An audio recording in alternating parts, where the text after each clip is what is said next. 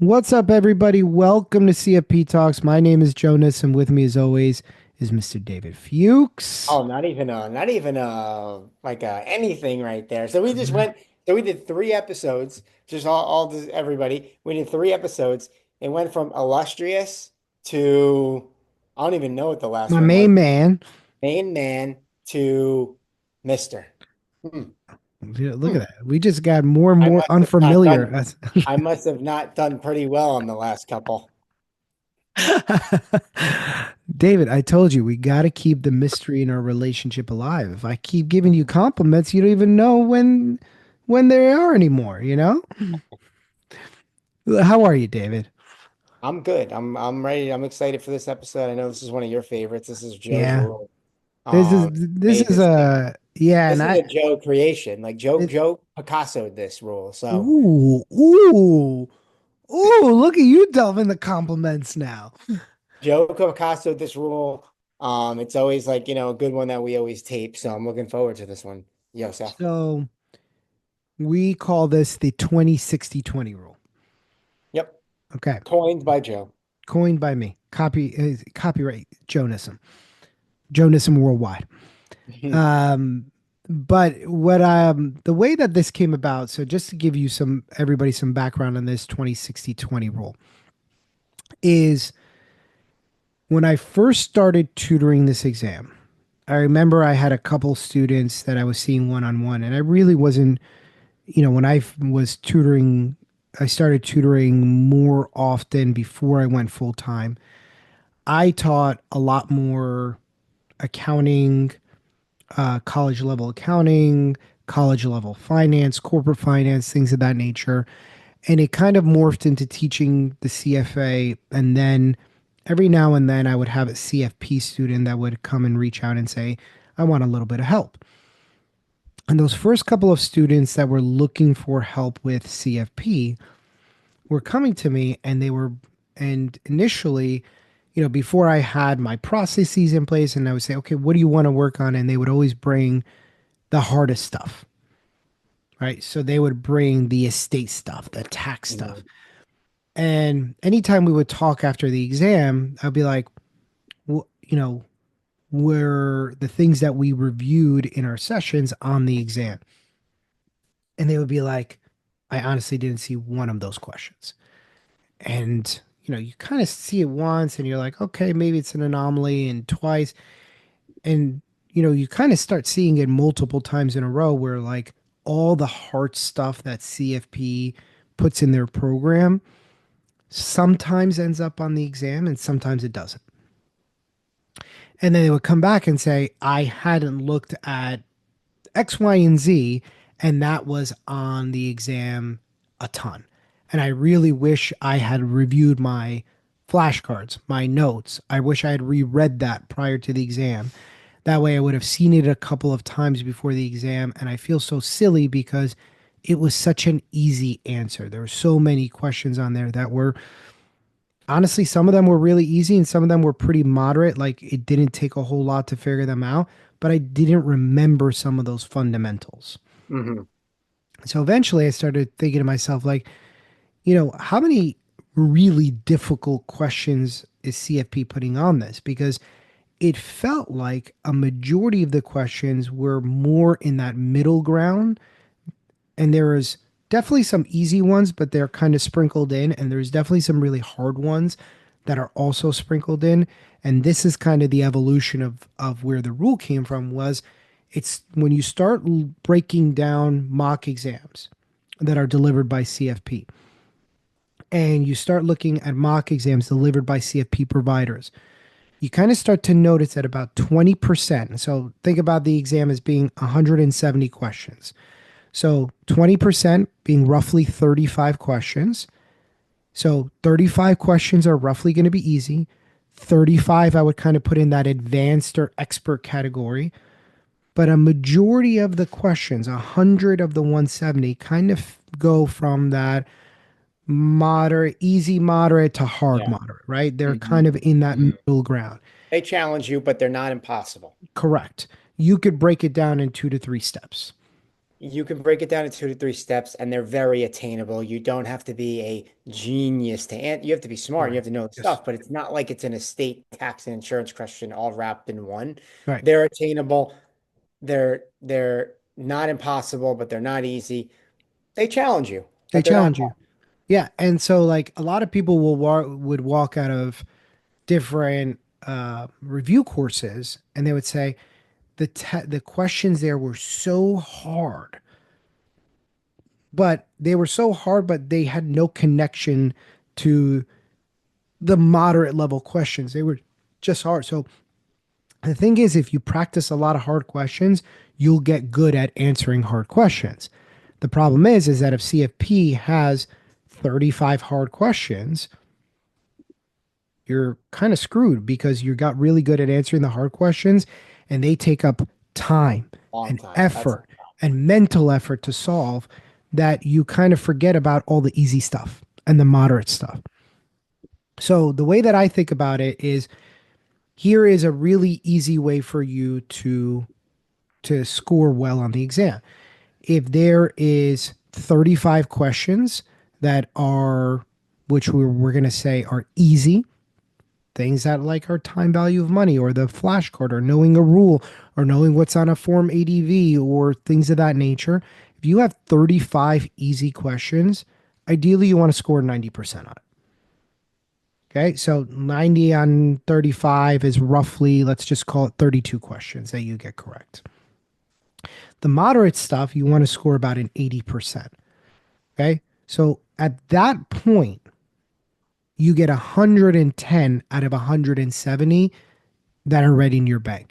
That means to roughly pass the exam, and kind of the number that we look for is somewhere around 120 out of the 170 you ideally want to get correct.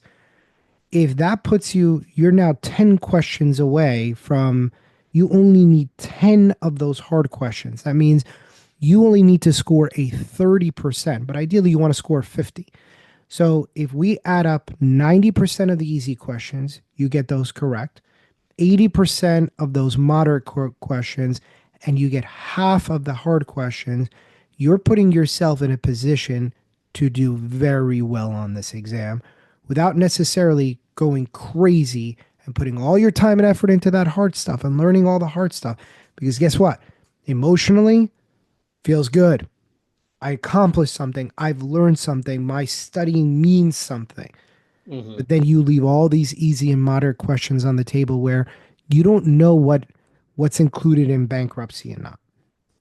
You forget how to do NPV or IRRs because you haven't drilled enough of those types of questions.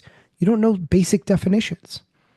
And that's a shame to do something like that where you leave all of those questions on the table because you wanted to focus on the harder tax and the harder estate and the harder retirement questions, which in all honesty, you could probably guess your way, just like we talked about in our last video, to bring it down to two answers and then hopefully guessing half of them right and half of them wrong.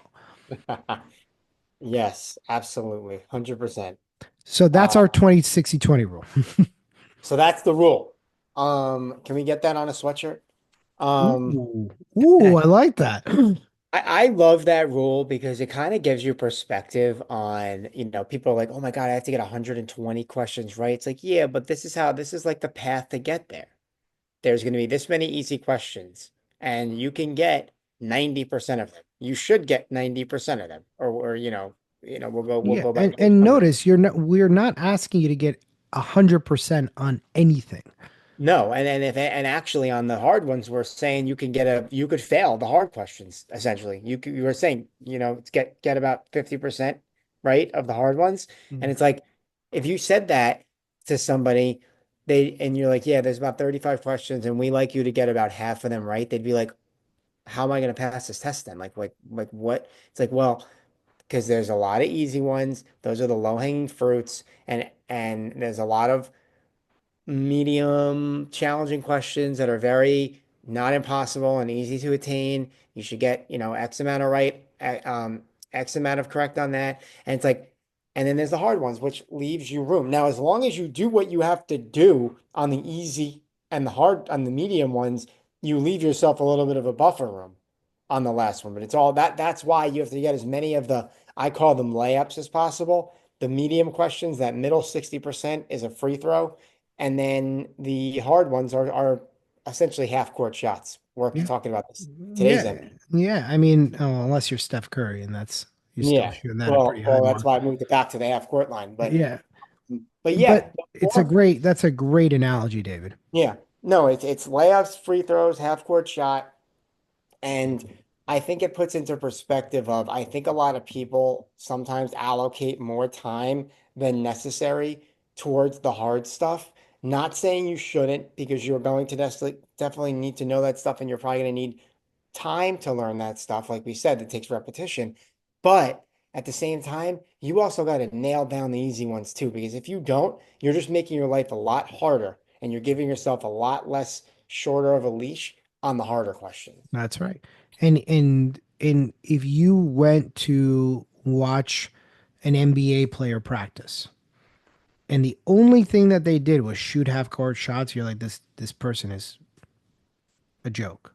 It's like that's crazy. Why are you saying? Yeah, man, you want to add that at the end of practice, and you want to throw up a couple of those up, or you're doing a shooting con, or you know, you're testing your range.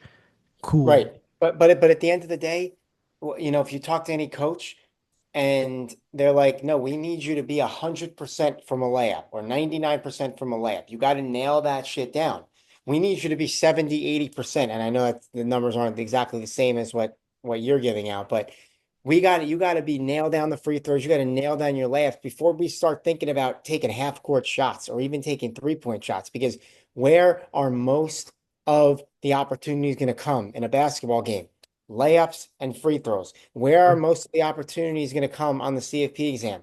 The 35, the 20% easy questions, and the 60% medium questions. That makes up 80% of the test. Exactly. Exactly. And the more you kind of get into that and remember that, you're going to drill the things that, like it, and you're gonna have to fight that satisfaction thing. It's very satisfying to get hard concepts down and get hard questions right, especially if you're competitive, right? It is extremely satisfying.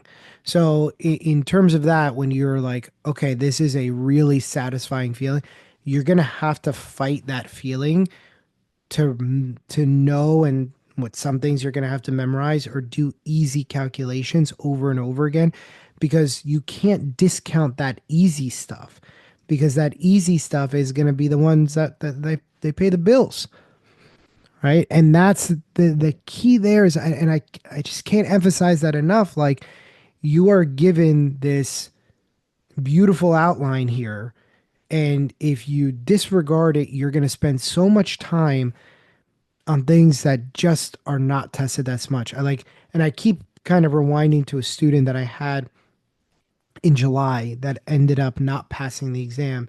And we were chatting afterwards, and she was telling me, she was like, I spent so much time on this. And I was like, why did you spend so much time on it? She was like, because I really wanted to get it down. And I was like, well, did you see a lot of it on the exam? And she was like, maybe twice. And I'm like, what a heartbreaker to like Yeah. know all those complex topics inside out, upside down, and then see two questions on it. No, that I mean Oh, no, that's a great point, because I think a lot of people, don't know. They think, I want it, that's impulse right there. Like that's like, all right, I wanted to know that. I wanted to know that. I wanted to know that. Well, then you only got two questions on it. And honestly, let's be real. Those two questions are a little tiny piece of yeah, the exam. And it's like, and you go back to the basketball analogy. It's like, why did you spend 2 hours of practice shooting from half court? It's like, right. well, I really wanted to master the half court shot. Well, how many did you take in the game? Well, I only took it at the end of the half and at the end of the game, so twice. So Yep. then why were you taking 2 hours to practice the shot? Oh, because and again, you wanted The like pride thing. it's an impressive thing to do that you can shoot half court shots with accuracy.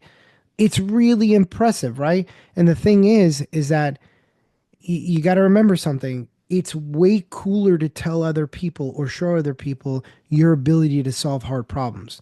It's awesome watching Steph or Luca shoot three-quarter shots. Like they're dazzling the crowd. Then Instagram grabs it, and then it's on Twitter, and then it's on here, and then you watch it on ESPN, and it's a big attention grab, and it feels so damn good.